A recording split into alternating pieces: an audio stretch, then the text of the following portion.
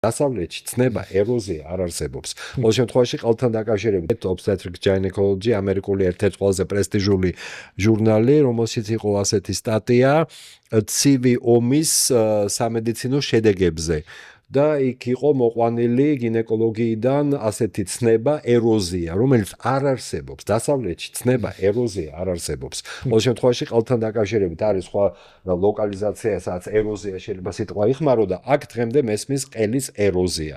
ასეთი ცნება მედიცინაში არ არსებობს. ეს არის ლორწოვანის გამოსვლა, მოგეხსენებათ, რაც ქვია ნაბშობიარ ქალებში, რაც ქვია ექტროპიონი, ლორწოვანი არ გამოსული, რომელიც ვარდისფერია, ზოგჯერ მგნობიარეა და ოდნავ შეიძლება სისხლიანი იყოს და ამას ეძახიან ეროზიას და იწყება მერე სწორედ აი ეს მოწვა, მოჭრა და ასე შემდეგ მოყინვა 1000, რაც უკვე არ გამოდის აი ესეც სპირალის განვითარება, უკვე რეალურად პრობლემა შეიძლება ჩამოყალიბდეს.